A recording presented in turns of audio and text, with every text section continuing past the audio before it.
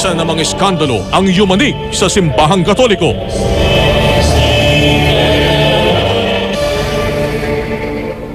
One of the difficulties encountered has been in the line of relationship with the parishes and parish priests. Di umano minolestya raw ni Novaliches Bishop Teodoro Bacani ang dati nitong sekretarya. Kaya huwag po natin paniniwalaan agad ang anong mga accusation na sinasabi sa atin, lalo na ako, kung mangyayari sa akin yon, siyempre masakit, na paniniwalaan agad ang mga taong akusasyon laban sa akin. The case of bishops is directly under Rome. And therefore, the CBCP cannot make any guidelines regarding bishops. It is Rome itself that investigates the matter. Bukod dito, isa raw umanong dahilan kung bakit maraming pari ang nasasangkot sa sex scandal ay dahil sa tinatawag nilang vow of celibacy. Ibig sabihin, dahil sa celibacy, ay maraming mga bawal. Naging more intense yan kung pagbawalan, di ba? Mayroong kasabihan sa English na prohibition leads to compulsion. So, yan ang nangyayari, di ba? Celibacy, ibig sabihin, hindi siya mag-aasawa. If you make a vow, particularly a very public vow, like the vow of celibacy, people will hold you to it. Ang celibacy is tinatanggap ng simbahan na ito'y batas ng simbahan. Pero para sa ilang mga militanteng grupo, dapat daw parusahan ang mga paring ng abuso. Ang burden of proof nasa babae. Kaya ipoprove niya na wala talaga siyang ibang motibo, ipoprove niya yung kanyang pagkatao. At dahil sa mga kontrobersyang ito, dapat bang maapektuhan ang pananampalataya natin sa pagtingin natin sa simbahan? Mapapatawad mo pa ba ang mga paring ng abuso?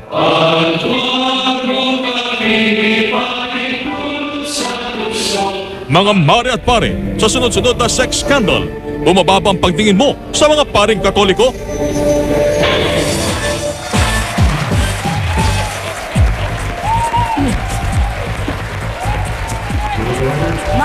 Magandang gabi sa inyo po, mga pare-pare. Magandang gabi sa iyo, Paring Oka. Maring Winnie, sa ating mga kapuso, mga marit-pare tuwing Webes, may debate po tayo ngayon. Ay, tiyak na talagang mainit ang usapan ngayong gabi, Paring Oka, ha? At pag-uusapan natin itong nangyari. Wow, another sex scandal in the church. Pero hindi, of course, hindi natin alam kung ano ang parameters ng sex scandal. Ito pong nangyari kay Bishop Teodoro Bacani, no? Ayan ang pag-uusapan natin ngayong gabi. Pero hindi lang yon. Of course, other issues with respect to this problem in Madaming the church. kalakip na side issues na pwede natin pag-usapan ngayong gabi na tutuon sa ating pananampalataya mismo, mga kaibigan. Wow. So, Very yung ating debate question ngayong gabi, ako na ang magbabasa niyan. Sa sunod-sunod na sex scandals, bumababa ang pagtingin mo sa mga paring Katoliko? yan ang tanong, mga kaibigan. At dito po sa ating studio, kasama ho natin ang dalawang panelists. Dito sa isang panig, mga kaibigan, nagsasabing hindi bumaba. Kasama ho natin ang Mass Media Ministry Board Member ng Movie Television Review and Classification Board at isa pong kolumnista, ang ating paboritong Monsignor Nico Bautista. Magandang gabi po. Hindi dapat bumaba sapagkat anuman ang gawin ng bawat isa, of course, mayroong social dimension ang ating actions. Ultimately, ito ay personal responsibility at sagutin sa Panginoon. Okay. Dito naman po sa panig nagsasabi, bumaba na. Bumaba ang pagtingin ng mga tao sa paring Katoliko ay ang presiding minister ng Ang Dating Daan, si Brother Eli Soriano. Okay. Magandang gabi sa inyo, Maripal. Bumaba dahil nung unang-una, ayaw nilang mabuhay sa realidad eh. Tao tayo. Dapat, pagka gusto mong pagbigyan ng laman mo, mag-asawa ka. Sinasabi, vow of celibacy. Ang vow, ayon sa Bible, 32 of numbers, yun ay kusang pagpili. That is a vow. Pero pag ini-impose sa'yo, hindi na vow yun. That is a misnomer. Kaya dyan nagkakaroon ng problema. Ako mamaya. Gusto. Aba.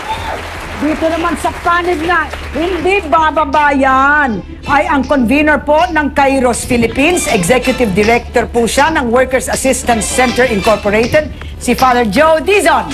Father Joe. Pare, Mare, kung sa usapin ng sex scandal, palagi ko hindi bumaba. Kung bumababa siya, dahil sa isa pang mas mabigat na dahilan at mas malaking iskandalo. Ito yung kakulangan ng maraming pare, maging obispo, na maka-identify sa malaking bilang ng ating mga mamamayan, yung mga mahihirap, hindi maka-identify sa kanila.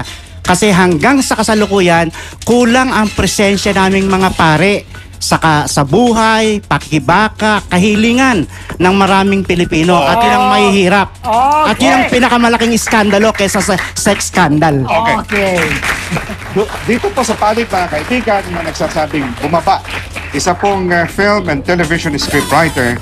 Well, sabi niya, born and raised as a Protestant. Ang ating kaibigan po si Bibeth Ortesa. Bibeth. Magandang gabi sa inyo, Mare, Pare, at sa lahat ng nanonood, sa aming mga katunggaling nasa kabilang panig. Sa ganang akin, bumaba hindi sa mga individual na pare, dahil may mga individual na paring magiting na lumaban-laban sa digmaan, may mga individual na paring lumaban sa diktadurya. Subalit, ang ikinababahala ko, yung attitude ng church hierarchy sa pagre-resolba ng mga problemang ganito. Parang dinadaan sa DEDMA. Eh pagka DEDMA, walang mangyayari. Okay. At katapat po ni Bibeth, mga kaibigan, nasa showbiz din, but assistant head ho siya ng Oasis of Love, concert director at worship leader, si Brother Adrian Panganiban. Magandang gabi po, Manong Oscar, Mare, Pare, at sa lahat po ng mga televiewers. Hindi po tayo dapat tumingin, lalo na sa mga pare, dahil ito po ay mga tao lang din na katulad natin na nagkakasala. At ang mga pare ay parang mga instrumento po yan na napapagod, nadadapa. Ang kailangan po nila ay ang ating pag-unawa at pagmamahal.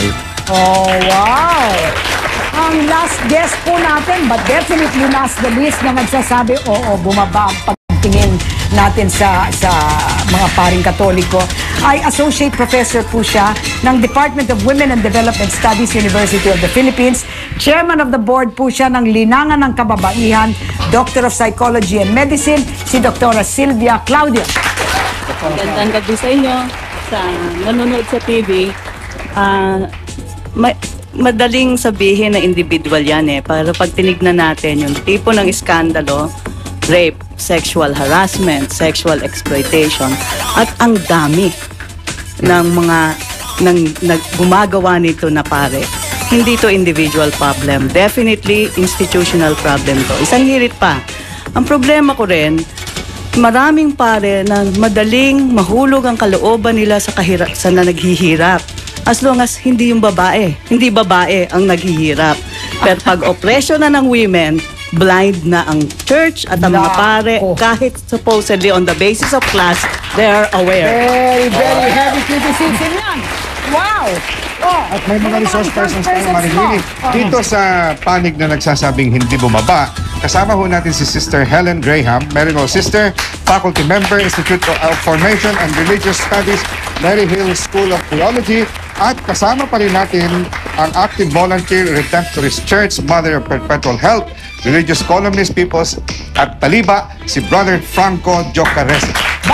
Okay, dito naman, mga resource person natin na nagsasabi, bumababa itong pagtingin, ay si Pastor and Head Minister ng Lord of Hosts Christian Ministries Church, si Reverend San Luis San Fernando, at saka ang Executive Director ng Women Education, Advocacy and Defense Foundation, or Women Lead, si Attorney Carol Ruiz Austria. Ayan! At saka mga Maret Pare, kung gusto nyo sumali dito sa ating discussion, manood po kayo dito sa DTR natin. What's this? Mga Maret Pare, mukhang marami ang pag-uusapan natin ngayon. Hindi lang pala tungkol sa mga pare, kundi tungkol sa pagtingin ng Catholic Church sa mga kababaihan. Naku, huwag kayong aalis dyan. Ihintay muna tayo hanggang meron mga commercial break. Babalik ko kami.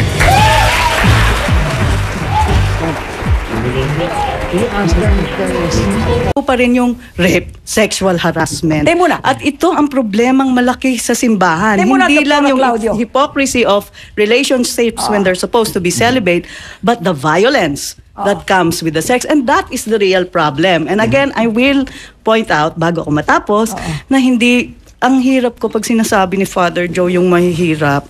Bakit yung babaeng na-oppress hindi kasama sa mahihirap? Hindi niya? naman. Tama ba yun?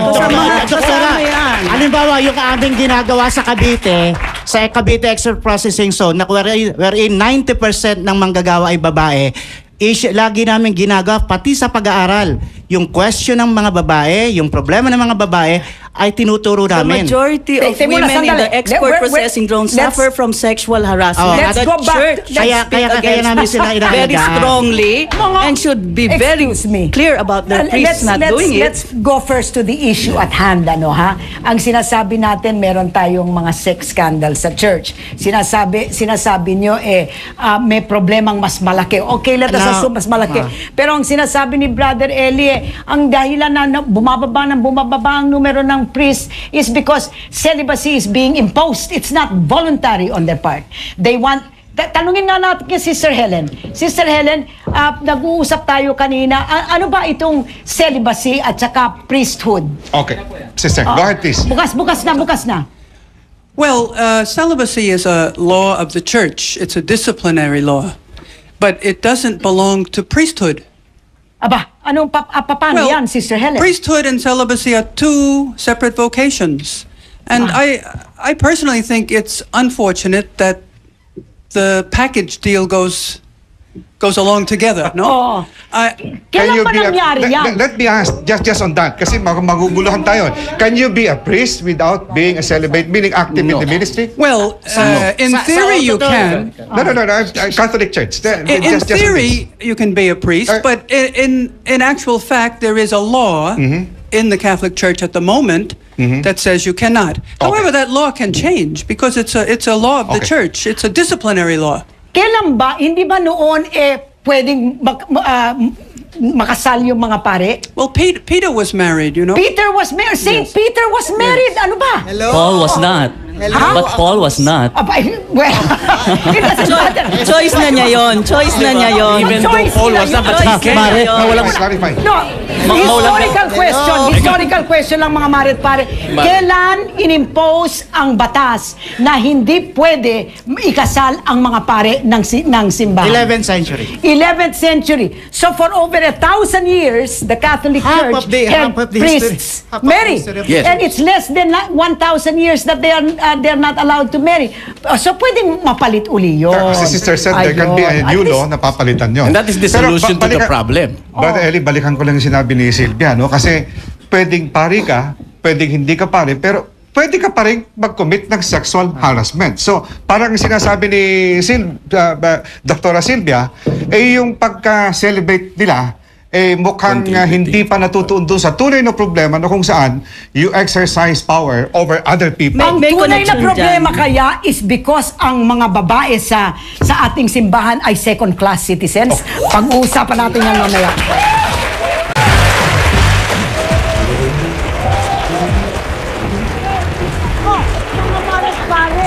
Sinasabi nito ng ating mga panelista na isa sa mga problema is baka yung ating mga kababaihan ay ang trato sa kanila sa simbahan parang second-class citizens. Sang-ayon ba kayo diyan, Monsignor Nico? Second-class Do you think that the women in the church are being treated as second-class citizens? Alam niyo ang simbahan ang nagpataas ng level ng womanhood. What do you say? Ako nakapapayan doon dahil alam ko naman katotohanan ang nangyayari ngayon. Simbahan din ang pumipigil para maaprubahan ang House Bill 4110 which is the Healthcare Reproductive Act na kung saan hindi binibigyan ng kalayaan ng isang babae na makapagdeside kung ilang anak ang ibig niya, kung ilang anak ang ibig niyang pag-aralin ng tama at palakihin ng tama. Saan mo sasabihin yung tinataas ng simbahan? Yung pong pagtingin na bumaba ang pagtingin sa mga pare is really a matter of bias eh. Kasi sa mga reliyoso, kahit nag-aasal demonyo na yung pare o obispo, anghel pa rin po ang tingin yan. Sandali. Sandali. Ay, dito ang simbahan katoliko lang ba may mga iskandalo Ay, ng hindi. sex scandal? Ay, hindi naman, Mare. Hindi naman lahat ng mga... Lahat. Okay. Brother Franco. So it is not unique to the Catholic Church. Pero ang gusto nating malaman, sangayon ba kayo, Sister Helen? Sorry. Go ahead. Brother Franco.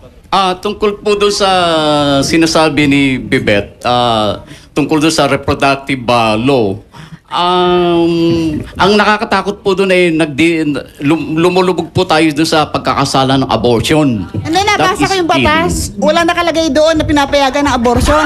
Nabasa mo ba?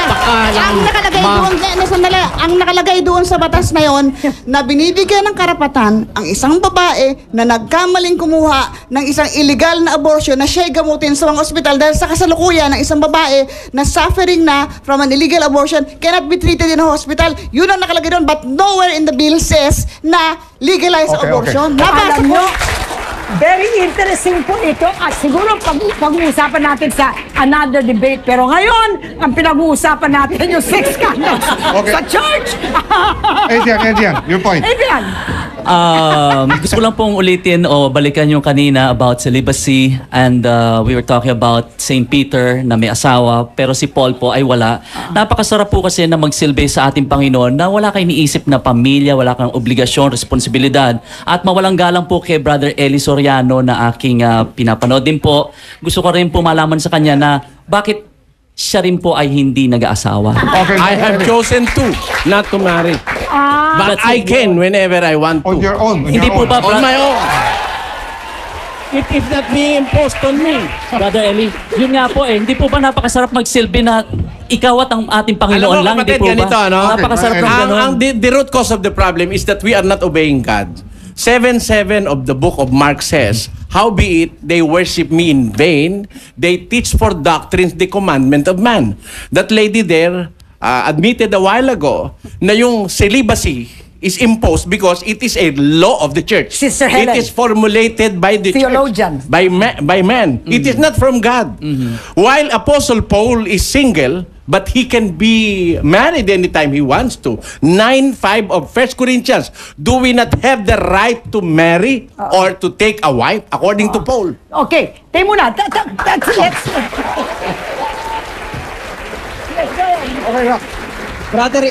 Brother Eli, since hindi po kayo Katoliko, kaya hindi nyo masyadong naintindihan kung ano yung ibig sabihin ng celibacy. Naiintindihan ko eh.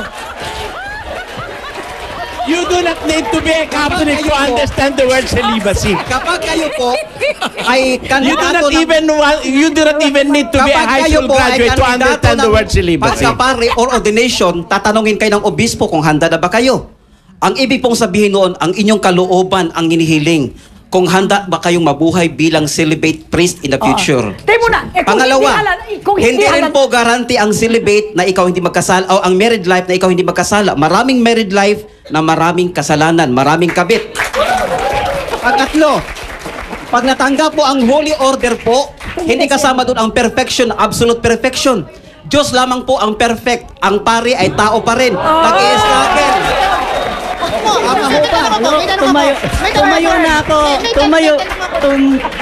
Tumayo na ako dahil kakanta na kami ni Bibete. Go ahead. Ang problema ko doon sa sinasabi na ang celibacy ay para mas lalo makapagsilbi sa Diyos. Totoo yan. At ang nagsasabi nga sa amin yan, yung mga madre na galit din sa attitude ng simbahan sa sexualidad. Pero sa totoo lang, ang sinasabi nila kung bakit celibacy ay dapat gawin ng pare, masama rin daw yung sex. At higit pa dyan, ang kababaihan daw ay mga temptress sa loob ng simbahan. Kaya to be pure, you have to avoid sex and you have to avoid women. I might add, on the status of women in the church, a St. Louis University-sponsored research sa US, 40% of nuns in the church have experienced some form of abuse. Sa isang napakaliit na study ng AMRSP sa Pilipinas, 6 months lang nila ginawa in a few dioceses, 29 incidents of sexual abuse na ang nakita nila, 73.3% are committed against women. And some of them serious crimes like rape. This is only 6 months. So it really, it's an institutional problem dahil ang baba ng tingin ng simbahan, Pero ang kababaihan. Okay, please. Wala namang denial na merong problema. Wala ba? Pag minimize nyo po yung problema, Ako problema lang personally. ng mga paring nagkakasala, Ah. you not only deny the problem, you also join in collusion, which is very painful for the victims. Hindi naman. Tingin the ko, original... halimbawa, itong mga recent cases, no? Squarely yan hinaharap, no? At may proseso ng pinagdadaanan. Ano po yung prosesong yon? Sa research po namin at hinanap ko po yan dahil ayoko naman hong bumibira lang na walang dahilan. Hinanap ko po, wala naman hong protocol ang simbahan na nakita except general guidelines. Paano po ba Well, yun? halimbawa, itong... Can we listen to the sister? Can we listen to sister? Yes, Sister Sen. Go ahead. Tungkol po doon sa concern ni Dr. na sa mababang pagtingin ng simbahan sa kababaihan, sa akin pong palagay, bakit po natin i-consider o i-disregard ang babae kung ang ating Panginoon ay mismong si Jesus ay nagdaan sa babae? I think ganun din tayo sa simbahan. Sister, lipat na kayo dito sa amin. Lipat po. na kayo dito Hindi sa po. amin, Sa sister. iba pong Kasi klase ng pagtingin ko. I agree po dyan. Kasi, sabi po yes. ng inyong... So, hindi ko po maisip na ang mga babae magkakaroon ng ganong Understand niyo patingin. ba, sister, na hindi second-class citizens ang babae sa... Yes. Yun, dahil hindi second class. Hindi po second you are class. treated very well. The fact na bakit palagi kung kayo ang titignan mga po maid natin dun sa mga ang... obispo? The fact na kung titignan po natin ang profile ng simbahan... Wait, no. Let's hear her. Kung titignan po natin ang profile ng simbahan, makikita po natin na sa hindi na maikasasama ng kalalakihan, marami pong kababaihan ang nasa leadership. wala ho, So, why is it 40% of women in the church may tanong ako. suffering some form of abuse? Hindi, tsaka ako may tanong ako dyan. Yung corollary dun sa second class citizen nga ba ang babae sa loob ng simbahang katoliko, bakit kung ganon, ang wala pang babaeng nalalagay na kapantay ng estado ng isang pare? Bakit lalaki lang ang pwede magmisa? Sister. Second class. Sister Helen. Hindi ba anong ibig sabihin nun? Yeah, I want to say two things. Is this on? Yeah. First, I want to go back to celibacy for a minute, because before I said, in terms of ordination to the priesthood, celibacy is church law. But celibacy is also a vocation. And there are those, like brother over there, who choose celibacy as a vocation. So I just wanted to clarify that point. Okay. Secondly, I do believe women are second-class citizens in the church. Wow. So maybe I should change sides. Okay. Break muna. Pag-uusapan natin yan, pagbalik natin, ha?